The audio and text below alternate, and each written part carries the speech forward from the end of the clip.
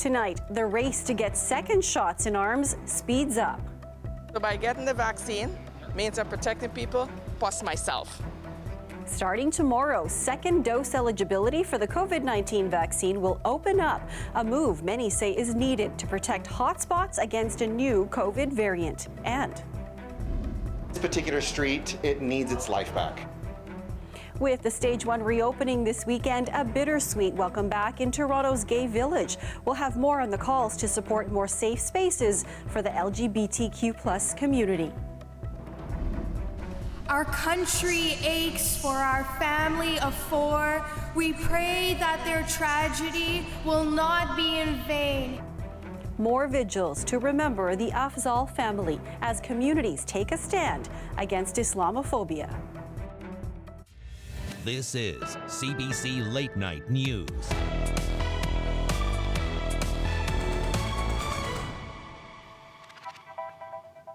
Good evening, I'm Marivel Tarouk. Starting tomorrow, eligibility for second doses open up in Toronto and 6 other public health units. People who received their first dose on or before May 9th will be able to book their second dose appointment.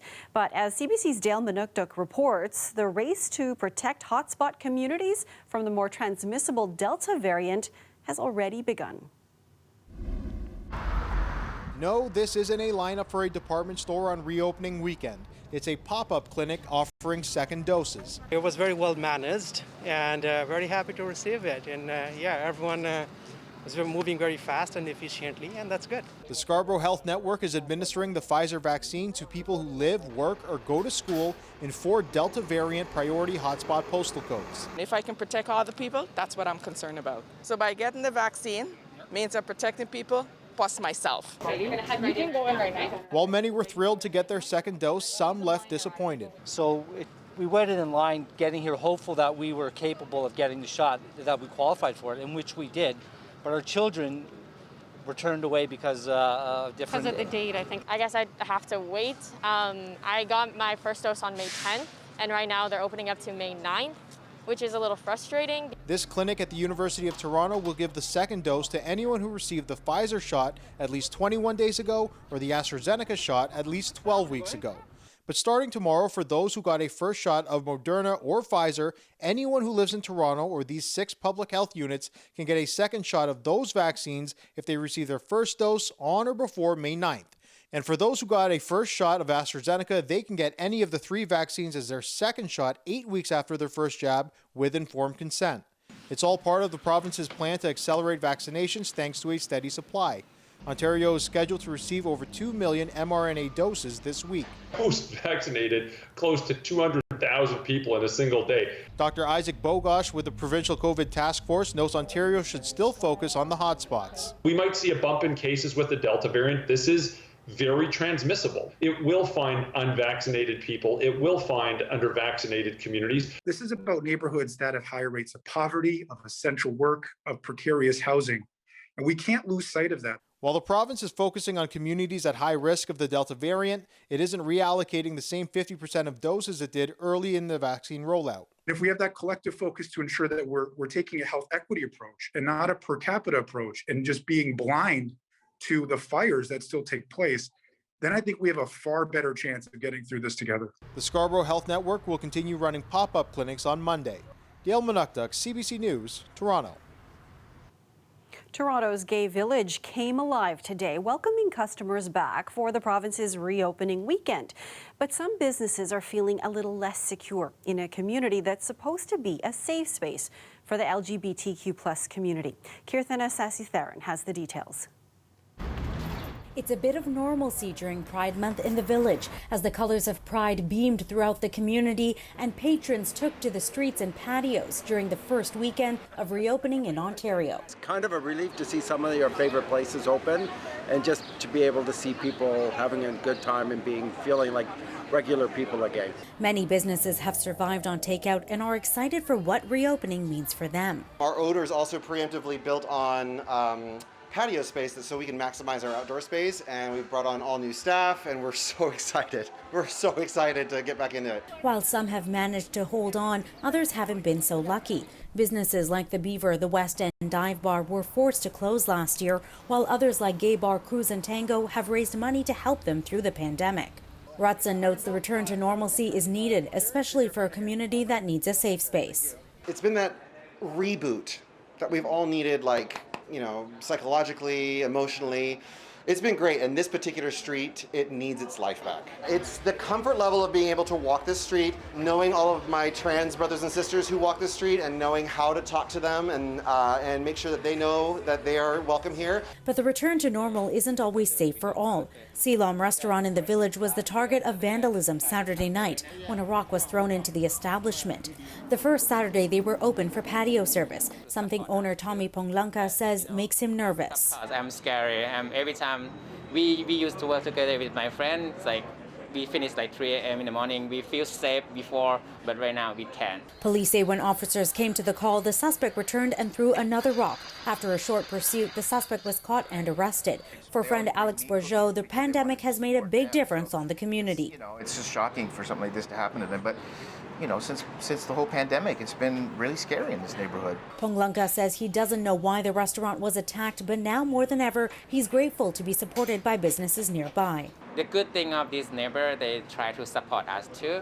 Despite the incident, he's still in good spirits for what the reopening will bring for his business in a community closed down for a long time. Kirtan Asasi there in CBC News, Toronto. A number of vigils were held across the GTA today in remembrance of the Afzal family. A week ago, 4 members of the family were killed after being run down by a truck while on an evening walk. Police are treating it as a hate crime. The lone survivor, 9-year-old Fayez, is expected to recover from his injuries. In Thornhill this afternoon, grade 9 student Zara Ali shared a poem to honor the family. We have gathered here today to mourn. Our country aches for our family of 4. We pray that their tragedy will not be in vain, and our nation as a whole can heal from this pain. Some who attended said the event was not only to support community healing, but also to denounce Islamophobia. A sentiment shared at another vigil in Pickering this evening, where the community gathered at City Hall. Some attending spoke to us about how last week's events in London have affected them. It can happen here, it can happen anywhere. Anywhere in Canada. Sometimes I feel scared to walk in the streets because something like that might happen to me and my family. I thought Canada was an amazing place, but there's sometimes it could be cruel. And honestly, I'm really heartbroken at what happened. And in Toronto's Regent Park, meals were cooked and donated to honor the Afzal family. It was organized by Paramount Fine Foods. CEO Mohammed Faki says he wants to bring people together to spread hope. That's what we're doing today, sending a love message for people in need, to honor the memory of the life that people we lost, and to send a message that hate will never win in Canada.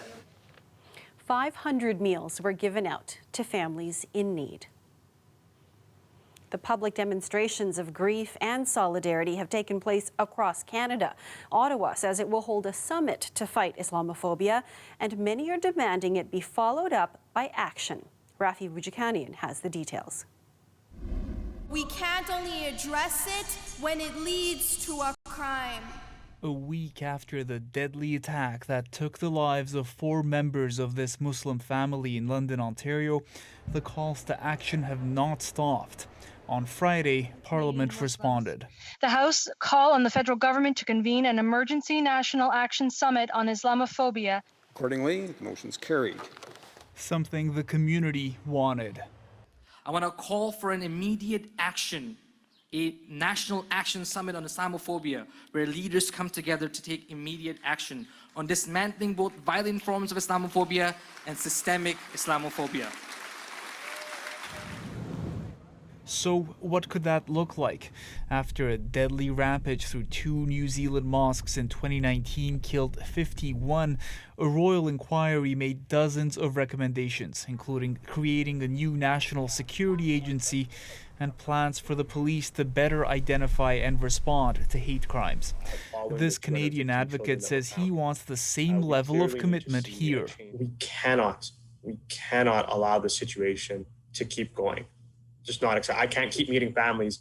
Canadians can't keep seeing coffins.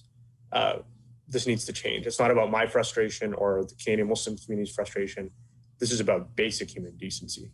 The federal government has already promised the bill to address online hate is on the way, and back in February it added some far-right groups to a terror list. Ottawa says it will gather more ideas at the summit. What our government is going to do is actually work in partnership with Muslim leadership, make sure it is led by community to ensure that the government is not only responding, but proactive to the needs of the community. Ottawa is committing to holding the summit before the end of summer and says it will send out invitations to all levels of government as well. Rafi Boudjikani on CBC News, Ottawa. A Brampton nurse is facing charges after a police investigation found long-term care home residents didn't receive their medication. The complaint surrounded medication that was allegedly not administered to patients as it was prescribed. Officers have discovered that 11 residents of the long-term care home with varying cognitive abilities were victimized in this incident. Peel police say the staff and management of the care home conducted an investigation. Those findings were handed over to police. A 59-year-old Brampton woman has been charged with 11 counts of failing to provide the necessities of life. She will appear in court at a later date. Police are asking anyone who might have information to come forward. And late tonight, Holland Christian Homes, which operates Grace Manor, released a statement to CBC News saying, upon discovery of an alleged action by a staff member in Grace Manor, we immediately conducted an internal investigation, and as an outcome of that investigation, we have terminated our relationship with that individual. The statement goes on to say, our medical director has been active in the care of these residents, and we can confirm that no residents suffered an adverse event or harm as a result of the alleged actions. Well, a marathon weekend debate at Queen's Park continued today. MPPs argued over an election finance law that was tabled this week by the Ford government using the notwithstanding clause, a rarely used constitutional tool that allows legislatures to override parts of the Charter of Rights and Freedoms. It's important for us to move quickly, of course, because there is no law regulating third-party spending in elections right now, Mr. Speaker. For a premier who decides to override their rights to protect his own electoral success. What Premier Ford is violating is all of our rights. This is not something Ontarians have asked for. The legislature sat overnight Friday, and a vote on the bill is expected tomorrow. And starting tomorrow, those who've been waiting to book an in-vehicle driving test will be able to do so. G2, G, M1 and M2 road tests will resume across the province. It will be by appointment only, and those looking to book a test can visit drivetest.ca. In-vehicle passenger tests have been on hold since April 3rd when Ontario went into lockdown.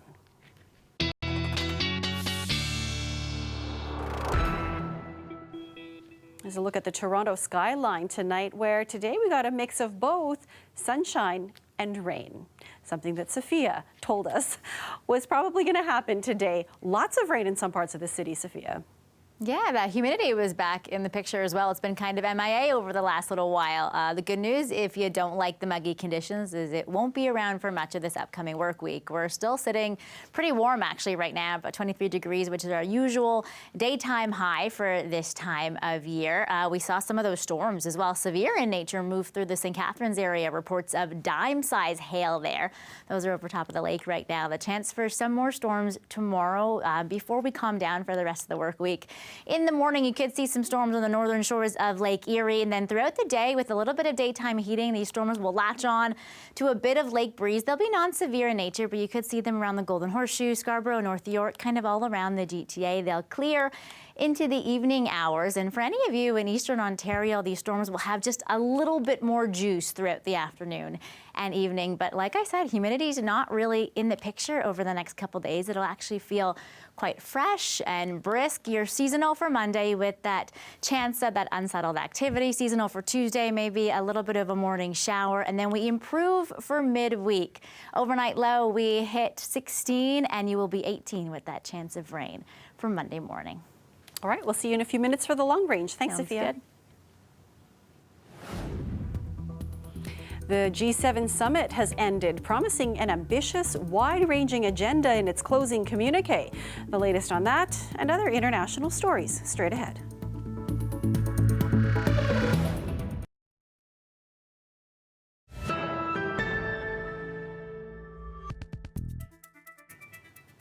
The G7 summit has ended with promises that included sharing COVID-19 vaccines, cutting greenhouse gas emissions in half, and supporting a minimum tax on multinationals. But China was on that agenda as well. Evan Dyer reports on how a country not at the summit dominated the conversation. Departing G7 leaders issued a communique long on ambition but short on details, promising nearly 1 billion new vaccines, action on climate change, and a renewed commitment to defend democracy. I think we're in a contest, not with China per se, but a contest with autocrats, autocratic governments around the world. U.S. President Joe Biden has said he won't allow China to become the world's top power as long as it's a dictatorship. And I said, for an American president to every president to be sustained, or prime minister, has to represent the values of their country. It's not good enough for us just to rest on our laurels and talk about how important those values are. But not everyone seemed to be on the same page. And is the goal that as long as China is an authoritarian one-party state, that it not become the world's top power? Is that your goal? No, the goal of the G7 has always been the success not just of our countries and our economies, but the success of the global economy. Just to see if I understood you correctly, so you wouldn't necessarily object to China becoming the dominant power in the world while it's still an authoritarian one-party state? I'm not going to decode layers of hypotheticals in there. I think it's important that we be promoting the rules-based system, the agreed-to international laws, and the opportunity for everyone around the world to fulfill their potential. At home, Conservatives have criticized Trudeau for not being tough enough on China, while Canadians Michael Kovrig and Michael Spavor remain in a Chinese prison. The Prime Minister says there is a consensus among the G7 nations on opposing arbitrary detention. Trudeau has now moved on to Brussels, where tomorrow NATO members, including many of the same leaders, will be hoping they can present a more united front against Russia than they did against China. Evan Dyer, CBC News, Brussels. Joe Biden attended his first G7 summit as U.S. president, and he counted royalty among his high-profile meetings. Queen Elizabeth received the president and First Lady for tea. They also met at a reception on Friday. After today's chat, Biden said the Queen reminded him of his mother, and an invitation has been extended to Her Majesty to visit the White House. Benjamin Netanyahu has been unseated as Israel's prime minister. The coalition opposing him won a confidence vote today.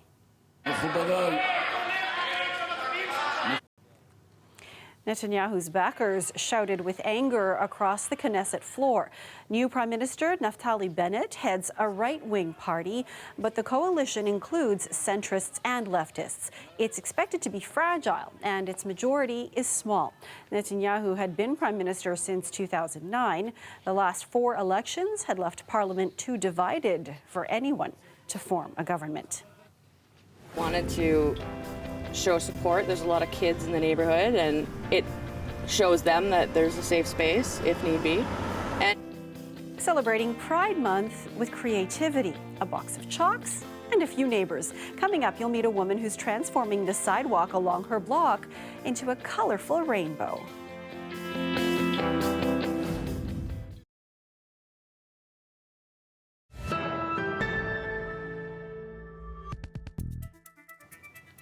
It started with the desire to celebrate Pride Month and a box of brightly colored chalk. A Hamilton woman began painting a rainbow along her sidewalk.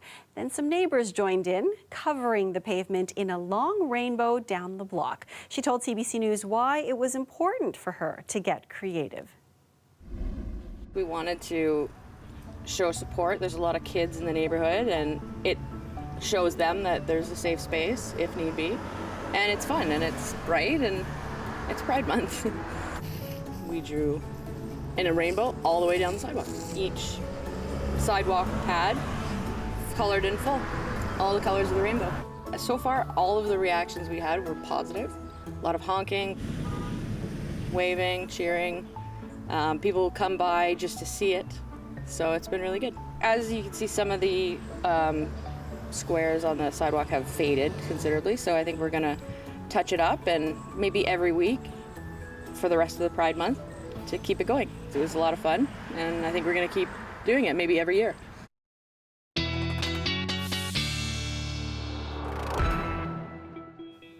A few more colors for you here. Niagara Falls lit up red, white, and blue earlier tonight to support the Montreal Canadiens on the eve of the Stanley Cup semifinals versus Las Vegas. The Habs are Canada's last remaining team in the NHL playoffs. Although, Sophia, I'm not sure Leafs nations may appreciate this particular tribute tonight. No, not the blue and white, but I'll join the bandwagon and support the last Canadian team whenever there is one to do so. As far as indoor game watching, weather, yeah, you'll have it for tomorrow if you're watching any highlights or any replays over the last little while. Stormy and cloudy is the name of the game for tomorrow. Cloudy to the overnight period, mid-teens, chance of showers as you wake up. But after this unsettled start to the week, we improve midweek, and then you will warm, and the humidity will be back into next weekend. So for tomorrow, some of the non-severe storms that we could have roll through, not a humidity factor, mostly just daytime heating, catching on to any little lake breezes with a northwest flow. More of a storm chance as you head into your afternoon and evening for tomorrow, really right across the board and mostly non-severe in nature. We've improved from our sort of dry drought conditions that we've had over the last little while, but any rain, hey, is a good thing. We will take it. Any of the gardeners out there, it'll be dry for the majority of the rest of the week though. 22, feeling 24 for tomorrow. You'll be into the high and mid-teens into cottage country. And as you know, we've been really warm over the last little while. We've been above normal almost right across the board every day in June, except for one where we were just a hair below. That will change over the next little while. We'll be below seasonal for the next few days, improving, as I've mentioned, midweek and then warming into next weekend. Now, next Sunday, exactly at this time, pretty much, will be when we welcome in spring, I almost said, summer officially. So the warm weather will officially be here over the next little while, and our daytime average actually bumps up a couple degrees then as well. So enjoy the warmth if you're looking forward to it as we head into next weekend, and until then, a nice, brisk, fresh week, which I feel like we haven't had for a little while. I know, it feels like we've had summer already, even though it's still officially a week away. Yeah, it was sort of summer and winter in April over the last little while. All of it, all the weather we had. All right, thanks, Sophia. Thanks, Maribel. And that's our show for you tonight. Thank you for watching. Before we go, though, we want to leave you with an update on the Woodbine Beach rock snake. We first brought you this story a month ago. 7-year-old Lucas Walker started the project as a way to keep up spirits during the pandemic. Even more community members added to the collection. It now has more than 8,000 rocks. Good job, Lucas. Good night, everyone.